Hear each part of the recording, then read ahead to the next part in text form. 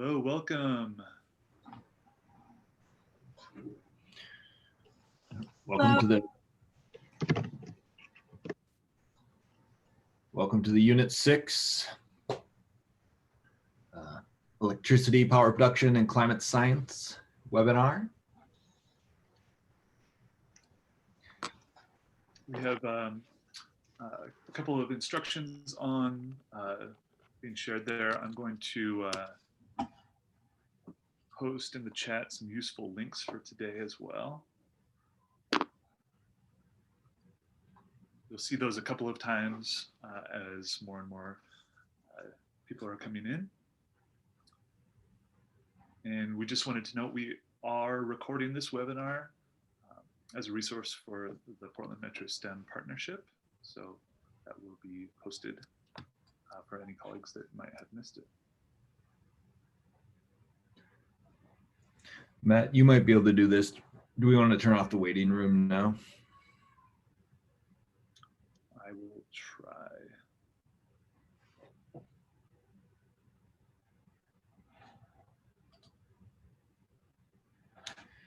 Welcome. Just as you go here, we'll repost these links, but and I think I have them saved as well. Just each time someone new comes in, they can't see the old chat. So if you could open up each of those 3 tabs and try to keep them all open. That first one is Patterns Physics teacher site, opens up to Unit 6. So that has really everything for Unit 6. So that's the distance learning calendar, the teacher calendar that has everything for in-person, and then just a dump of the files if you keep scrolling, if you prefer it that way. And then the second link is our agenda today, and we just got that hour. And the third is the idea capture tool, which we're also using for attendance. So please do. And the idea capture tool, I'll show that. There's the agenda.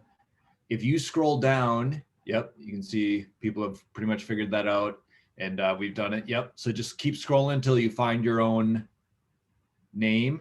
If you get to the bottom, your screen starts to move quite a bit.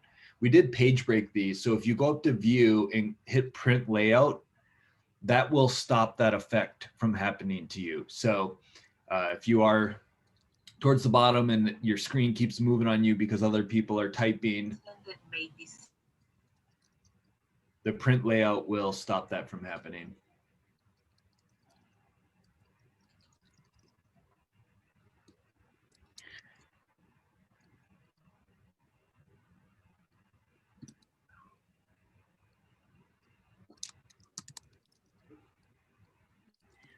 I still can't get access to the first link. It keeps asking for request access. And do you have access to the restricted materials?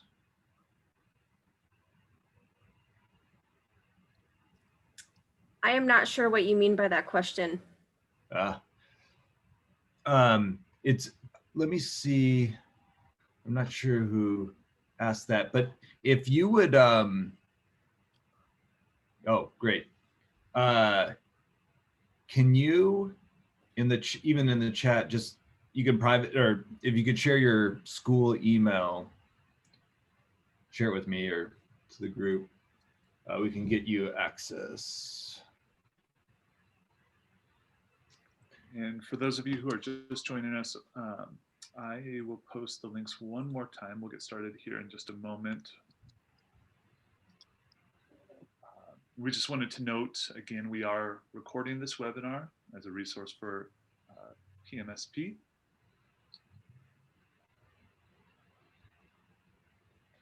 The Portland Metro STEM Partnership, who's putting this on. And we'll be using those kind of throughout the webinar today. We'll use the idea capture tool for questions and connecting. If you already have something in, especially, I think it's question 4, people just sort of are always glad to hear it. So if you have a moment and you can go and respond to someone, what's a cool tool or efficiency you've learned this year?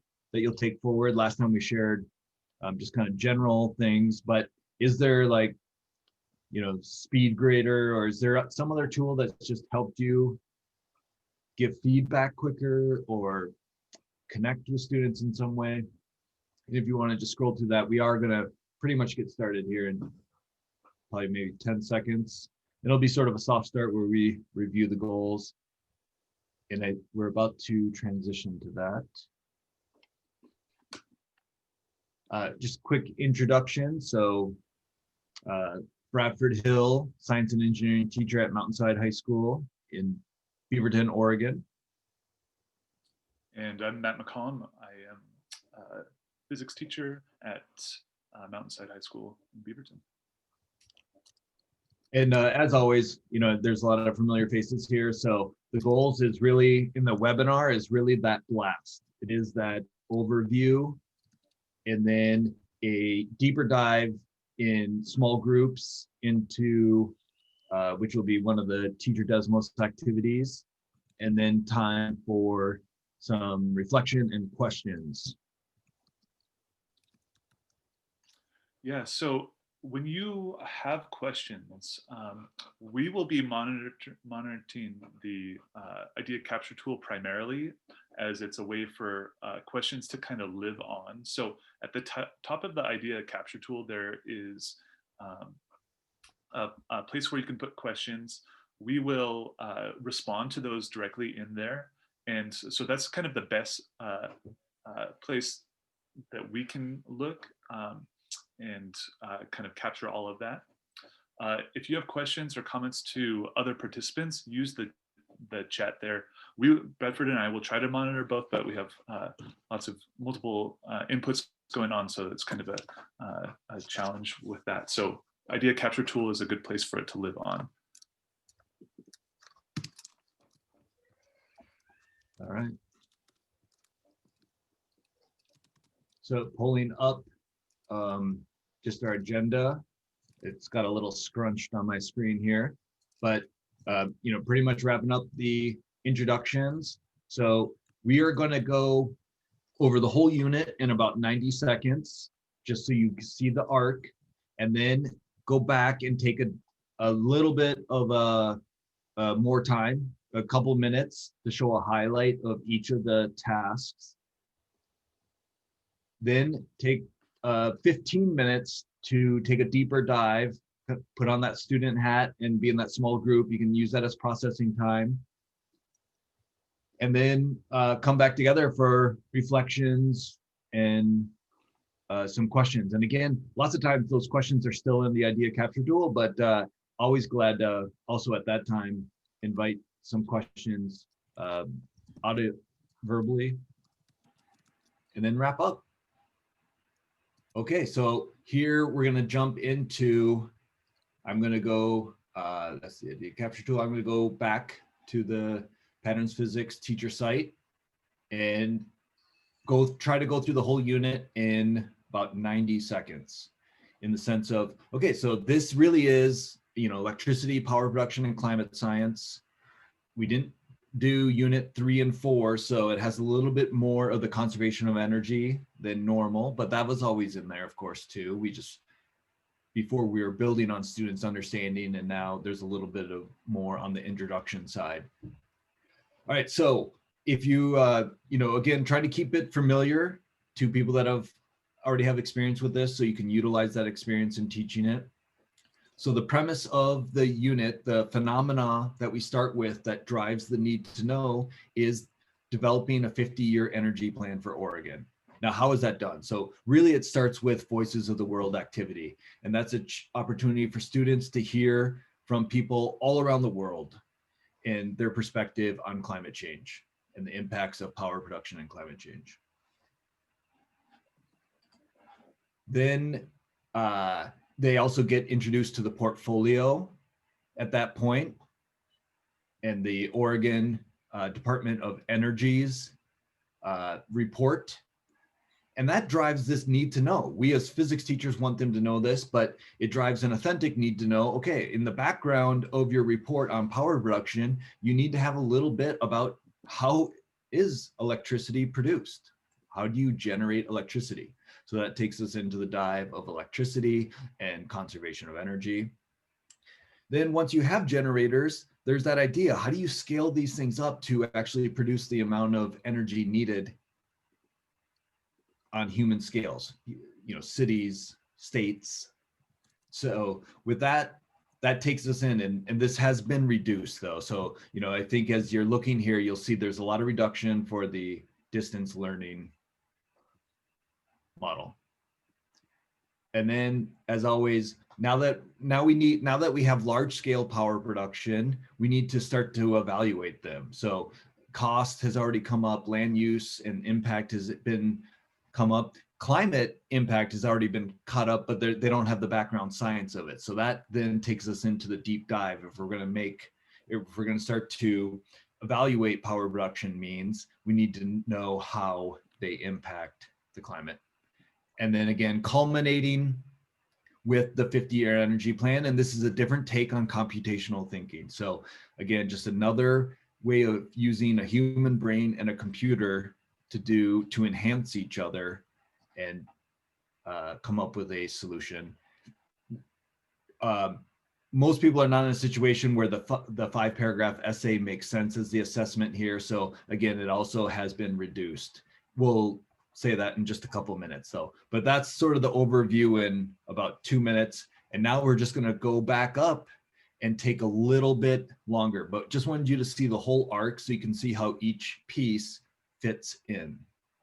With that, I'll turn it over to Matt to talk about Voices of the World. Yeah, so our first activity, Voices of the World, that if you're familiar with in person, we get students to look and hear from voices from all around the world that are being affected by climate change, power production issues, and things like that. So what we've done is we've modified this for the digital format, in that students will still get the same opportunity to look and do a little bit of reading and research on people from around the world, and they'll have a little bit of choice in how they do it. Traditionally, we've had students take on the role of that person, but in this case, they will be doing some background research on that person and share out with their classmates. So we've set this up very similarly to how other activities have been set up with different groups, and within those groups, at the beginning, students will be put into groups of 3, and ultimately each student will look at 3 different people who are being affected by climate change or has some sort of ideas about it, or things like that. So on this page, when they click on, hey, Bradford, can you click on choose somebody who lives on a different continent than you? Yeah. And when they click on that, it pulls up a link to this slideshow that's a little bit like kind of choose your own adventure.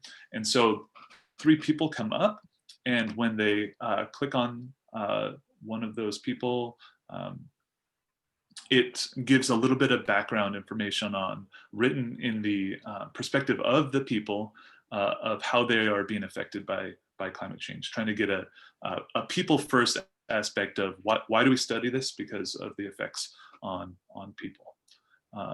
So that is kind of our first activity that we dive into.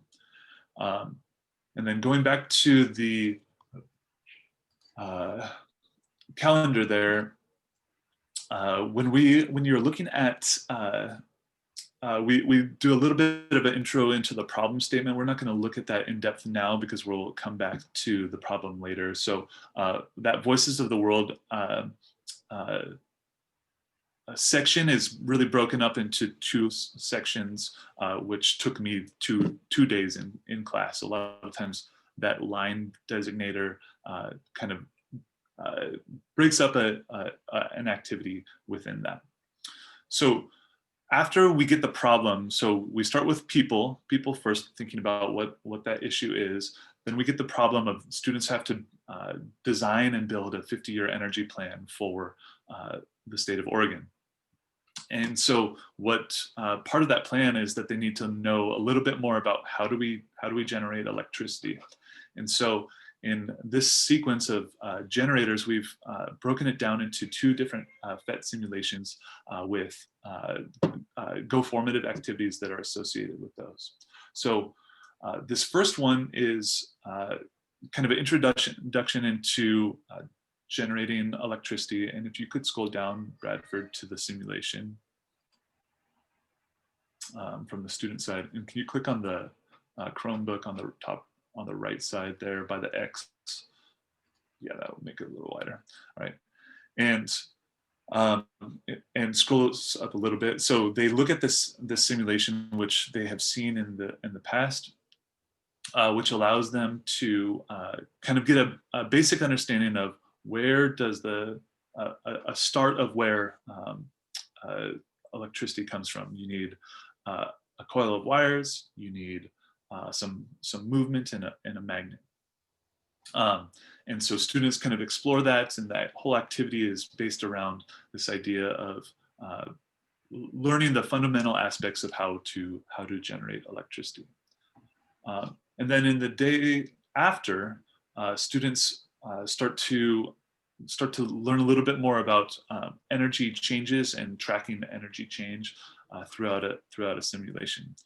This year, we made the decision to cut our traditional energy unit, so we're tying some of those energy ideas into this unit, really tracking conservation of energy, how energy can change forms, but does not get destroyed. So students will be playing with the system side of this, and if you could click on energy symbols in the top right.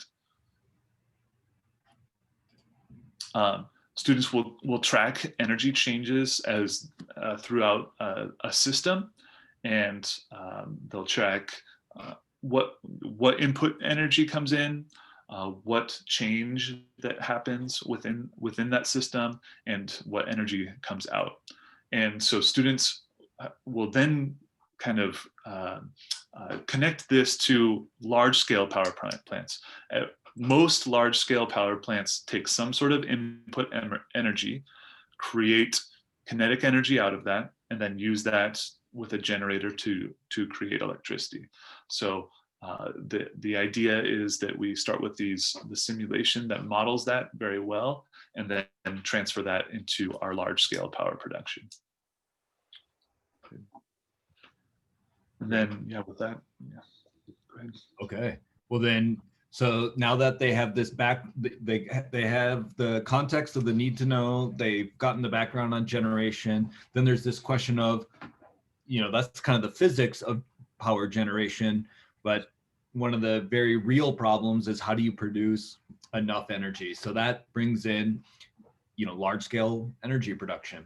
It is scaled back quite a bit. So this is really meant to be it's probably going to be 2 days, but scaled back a lot. So if you can click on it, and I have it open already, so I'm just going to I'm going to close these as I get them. So again, they've done less engineering this year, so there is a chance to look at another graphic on the engineering design process. We want them to know that there's not just one way to think about engineering design, but then it really just goes through and breaks up each part of the problem. So they're given a problem for a nearby coastal community.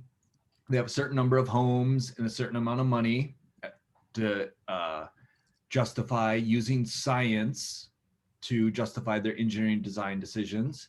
And there's just a little bit of a sort of an initial design exploration with we really wanted to tighten it up in the distance learning model. So these are the 6 available in the simulation, and we just want them to process it. So we asked them to rank the task, ranking tasks, very popular in physics. And then they pick one. So you, as the teacher, will know you're going to put them into groups, and they will go and investigate one parameter of those 6.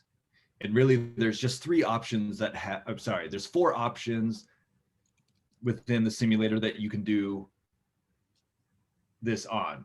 And so they'll pick one of those, and there's only 3 data points, and we're not having them graph it anymore. It's not even really one of the 4 patterns. There's just it's just a little more complex. So they'll just put in the options. I'll go ahead and just quick show you. So yep, this has the discovery channel with 3M, and we try to avoid a lot of the 3M placement ads. But in any case, they would pick the planes, and then they'll have certain controls.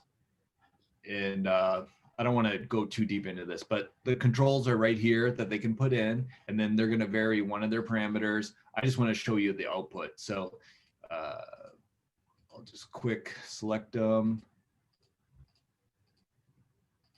And then you hit test, does a performance calculation, and it'll tell you homes powered. It does have watts, but that, that's a big number. It was just going to, so it's not an official SI unit, but it's more authentic to the role that they're playing. And it's just an easier number to deal with, because they will then need to look at the pattern. And then, as we've always had, so there's some costs associated with, building longer blades or a taller tower. And so now they do the science of what their parameter does. And so they would fill out, like if they did blade length, they would fill this out. And then they're going to jigsaw with another group. And this could be, optimally, this would be verbal so that they get some student talk involved, but it's really student communication. So maybe it is just them in a chat session. And it could even, if it, depending on the dynamics of your classroom, that might be a class-wide chat session as well. But in any case, they'll be an expert on one parameter, and then they will need classmates for the other 3. And the classmates are going to give them the trend in those other patterns. And then to actually make a decision, since scientists didn't study the cost aspect, they just studied what happens when you make the tower taller. They have to combine the effect with the cost. And just so you know, the tallest tower produces the most power, but it's too expensive. Remember that our context, sorry, I went to the wrong one. They only need to power 575 homes. So building something that provides too much energy is not what that community needs. So again, using scientific inquiry to inform their design decision. So I'll hop back out. And with that scaffolding, that is quite shorter than it was previously, and being all virtual with the simulation.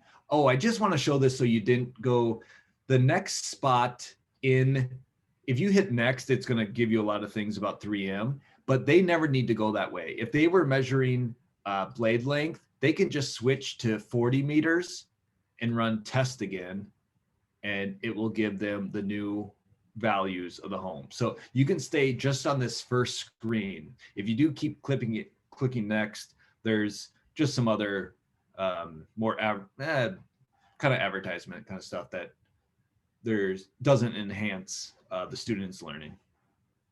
With that, let me just do the handoff here by saying, now that they have a little bit of idea about, engineering things to produce a lot of power, now we got to evaluate these power sources, and that takes us into the need to understand how power production affects the climate.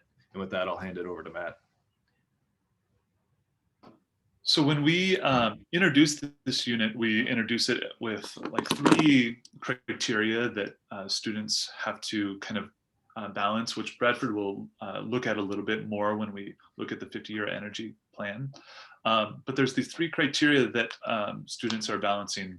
There's land use, cost, and climate impact. And so to learn a little bit more about that criteria, we do a deep dive into climate science. And traditionally this has been on paper, but we made this into a teacher Desmo. So Bradford, if you could click on 6 activity there. Yep. We're diving into the climate science of how the Earth is affected. And by changes in energy flow. So essentially we're saying looking at a warming climate, if you get more energy into the Earth system stored than energy out, well, we get a warming climate there. And so can you X out of there and click on, sorry, yeah, go ahead, click there. And click on slide 5, please.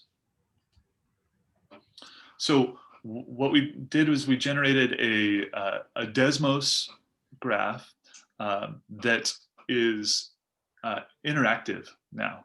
So students can toggle up and down the black dots, and that will flip the energy going into and out of the system. So traditionally we have taught this using paper, and this is something that will live on afterwards, that now we can get some toggling of what a warming climate it looks like, what a cooling climate looks like. And there's a bar chart that's kind of associated with it there as well. And the energy system shows when it's warming or cooling based off of the toggling back and forth. So students are able to quickly manipulate the climate science in order to kind of make quick changes to the model, and also to be able to refine the model for themselves. This is an activity that when we go into the breakout rooms, you'll have a little bit more in-depth look at the different types of climate situations that we look at, and kind of another simulation that's embedded within there. So we won't go too in depth into it now, but we'll go a little bit more in depth in a few minutes with that. Yeah. And maybe the one thing to say is it takes on the scenarios that are mentioned in the next generation science standards.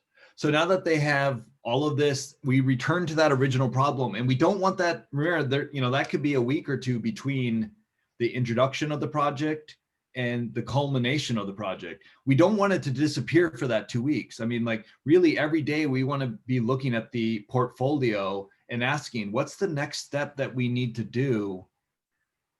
This storyline on the left side, that's going to require some cultivation by the teacher. So try to not, when you're doing the wind turbine, we don't want them just thinking, oh, we're doing wind turbines. Oh yeah, but we're also looking at how you scale up power production from a generator all the way to like the level that we see, wind farms and things like that. So you just see better results when students see the project and they don't lose it. And then they get to the end and they're like, what? There was a 50-year energy plan? So, okay, with all that said though, we do have that. And so I already have it open. Let me go there. And again, if you're familiar with this, this can be overwhelming the first time you see it. Students get a little eased into it. They do an initial energy plan, and I want to open up the portfolio because that's the way to introduce it. Students are introduced to the portfolio plan on day 1. And this is the real Oregon Department of Energy plan. This is the most current plan. They put it biennium, so they put it out every 2 years. 2020 hasn't come out. And so they'll read a few pages out of chapter 1 and chapter 2. They, again, get their task. They have a problem statement, the constraints that are put on by being on the Energy Commission, and the criteria that they come up with.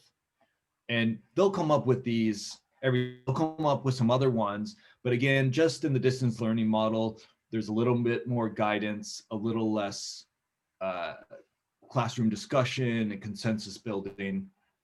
But these are pretty standard. Students oftentimes, maybe not always that word choice, but those 3. And then they get introduced to just sort of a wild guess at the beginning. They did that background research. This is harking back to day 1. And then afterwards, though, they go and they make up their plan now that they're a little more informed. And this looks a little overwhelming. Each power source that Oregon uses, and they have different, this is the customizable one. I don't think in distance learning, you'll have students come to a consensus about the impact of the land use, climate, and lifetime costs. There is one from, I just clicked on the wrong link, but in any case, hydro, coal, natural gas, and these are where they were at the beginning of the 2010s, last decade, and the change that happened. And now here we've arrived at 2020. So we're still, hydro is basically the same at 43%. Coal has decreased and has even decreased since beginning of 2020 with the Boardman plant starting its closing.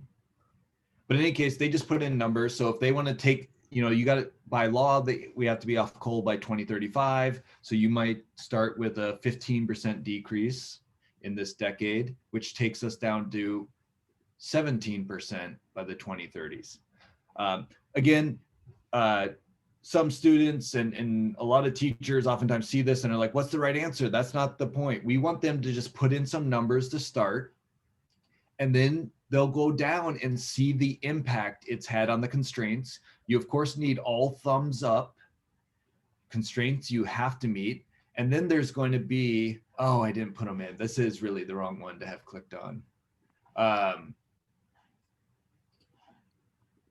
Oh, yeah, we should change that link to the one with the energy sources in.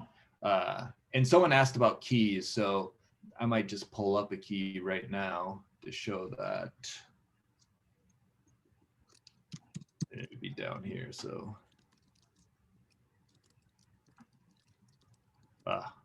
Sorry, I didn't have this already open. And I don't see the key on my, oh, right here. So in any case, they'll put in numbers and then they'll look at the impact it has. So there'll be smiley faces, and you can see the environmental impact land use people are unhappy about. And maybe over the decades, they can get to a smiley face. It is impossible to get all super smiley faces. There are trade-offs, and they're just putting in numbers and checking the smiley faces. Of course, there is a more new quantitative analysis that could happen here if they want to check the numbers too. If the smiley face just invites them in, it makes it a little bit more simple. So they check the numbers. You got to get all thumbs up and then as much smiley faces. And just year after year,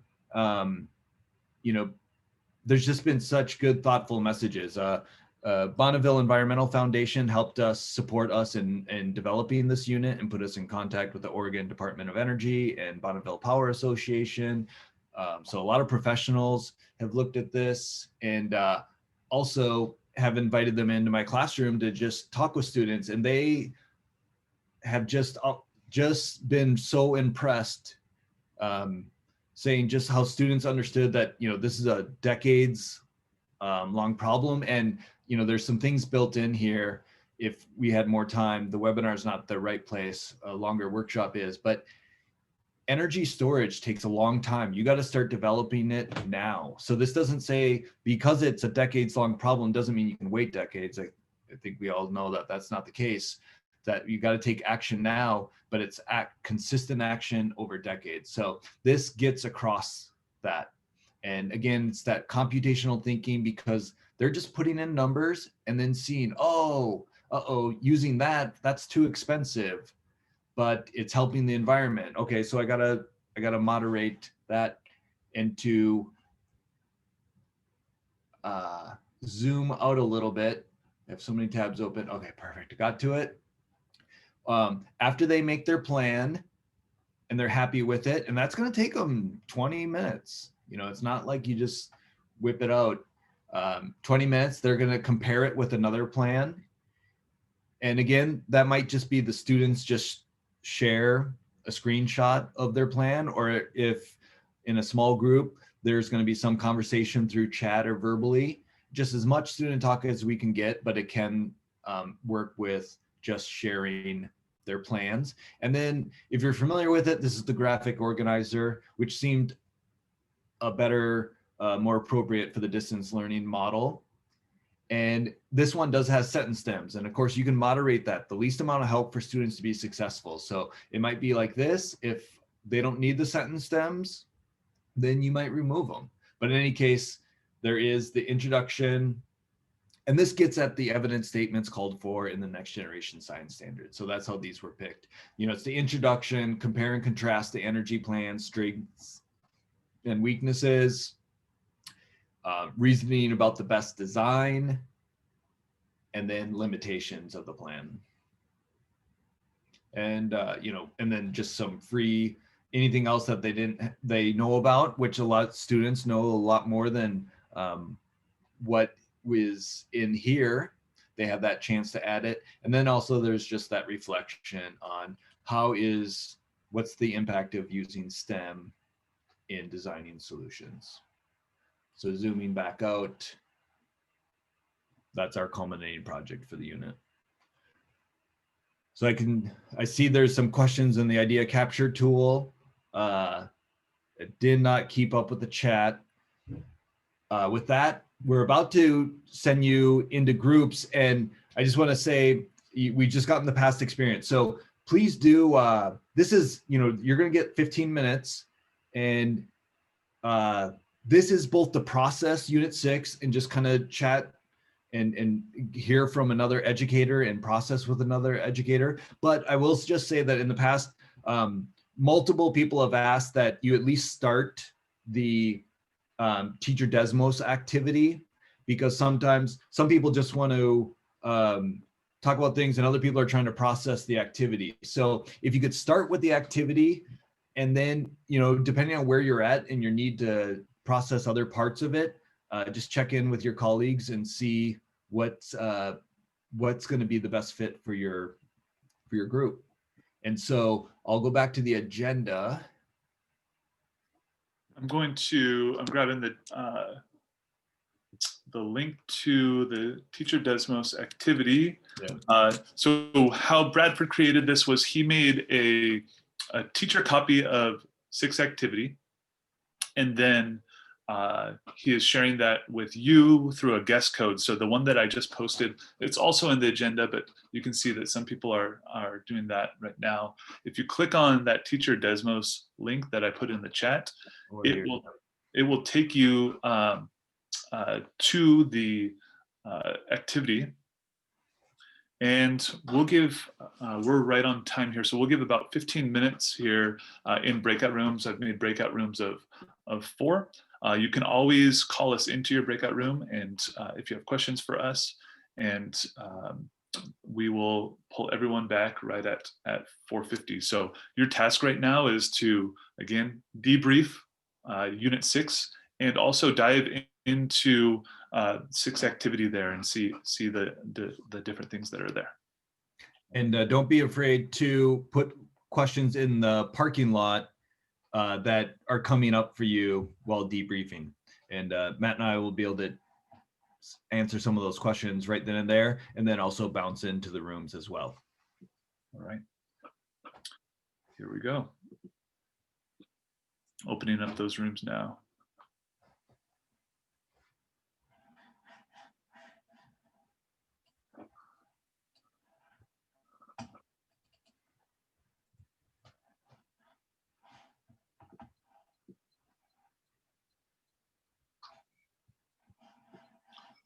Bradford, I'm gonna join, oh, we're here.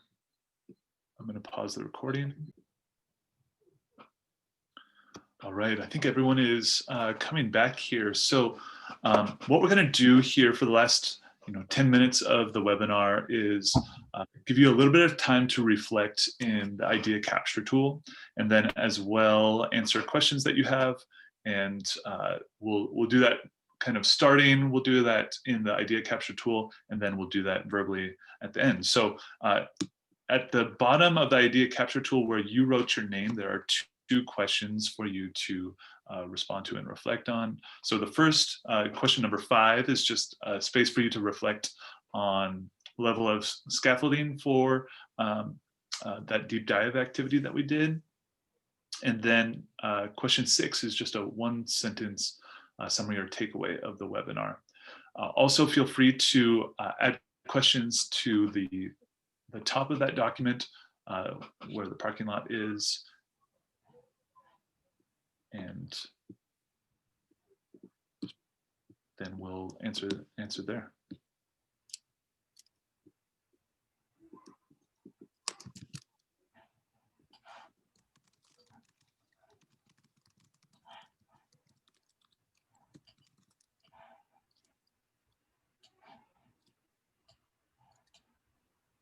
Hey, Matt and Bradford, I got a quick question.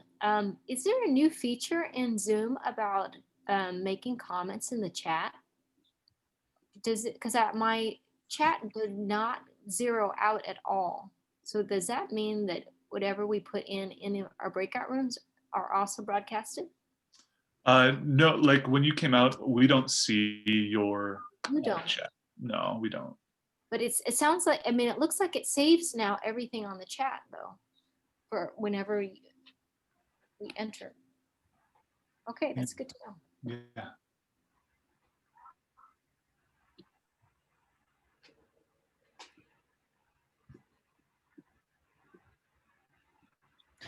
Yeah, we don't see that. You see your chat, but I don't see your chat. And only people in your room would see your chat. Yeah, but it looks like it saves the history now for you. It used to be when you left and then you came back, it was totally blank, but now it's, yeah, updated.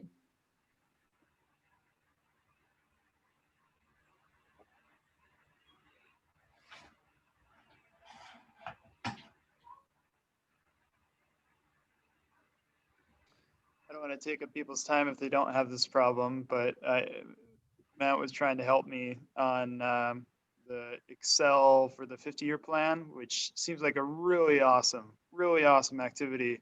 But I can't, when I see it, even when I open it, and I have Google, when I open it, I don't see the emojis. I see complete land use rubric on the bottom or complete climate impact. It doesn't actually show emojis. And then when I download it as a Microsoft Excel, because my district's Microsoft, I lose more features as well. I lose the thumbs up. And so I'm wondering if there's a way to like just kind of see how the coding was done, or make some sort of. Yep, it's all in there. That that complete the rubric is because that's a customizable one. I fixed the link. So if you click on it, it will have you that is saying until it can't show you. I'm going to try to keep this short, but it can't show you. It can't judge the power sources until you tell them their impact on cost, climate, and land use. Right. If you open the one that's now linked there, and then of course in the teacher calendar, I just want to make sure anytime you want or kind of are like, oh, in person it was like this, go to the teacher calendar. That has every single resource. So, but that's there. I did fix the link. If you click on it, you won't have that issue. It should work and show you the smiley faces. And then regarding the transferring it to Excel, everything is in there. So when you make your own copy of it, just unhide the columns and you'll see all the coding. Everything is on that main sheet. I just hid all the columns that have that programming. So some is to the right and some is to the left to let you, if you want to dive into that stuff. And Kevin, I can talk to you after too. Okay. I have maybe one idea that might work. Okay. Yeah, I had to hit refresh to get the what Bradford's saying first off but it is working. So that was great. And I'll fiddle with it, I guess. Right. Yeah. And so we answered lots of the questions on the idea capture tool there, just to kind of recap some of those. If you want to look on the idea capture tool, that'll be you'll be able to access that. I see a question there. Where will we be able to find the video once it's posted? Bradford is answering there. Yeah, go for it though. I was gonna refer to. I think they're posting on the PMSP. I believe PMSP wants to keep track of it because this is grant funded from the Oregon Department of Education. So they do ask that you they want to make sure you registered so that they can show that the grant is being utilized. So in any case, you should get an email from Portland Metro STEM Partnership that gives you the link soon. And I don't, sometimes it's varied, but I think it's on an order, but we have one on Saturday morning, and then hopefully, you know, really kind of Monday. You can send us, if it seems too long, just send us an email and we'll pass that along.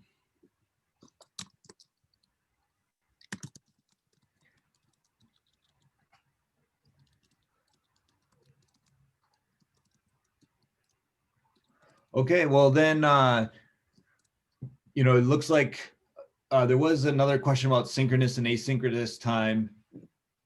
We can answer that. I don't know, Matt, if you want to say something there. So we're designated like 70 minutes 4 times a week. And then not all of that time is synchronous for me. Probably a little bit more than half of the time we do synchronous. Many of my students stay on the Zoom call until the end of the session, but some of them don't, and we'll go work asynchronously. That's good. And so, you know, please do, you know, put a question in the idea capture tool, or if you want to ask it here. Otherwise, we'll start to wrap up, and Matt and I will stay on, and there's always kind of some questions that just the large webinar group is not the right comfort level or the place to ask it. So anyways, Matt and I are going to stay on for a few extra minutes. So if you got some other question that that's a better fit for, please use that option. And if you are willing just to bring some closure, if you're willing to just unmute, and we'll maybe say, I'll count down from 3 and just say bye and sign off, but know that Matt and I are staying on. So if you're willing, 3, unmute, 2, 1, bye. Bye. Thank you. Bye. Bradford.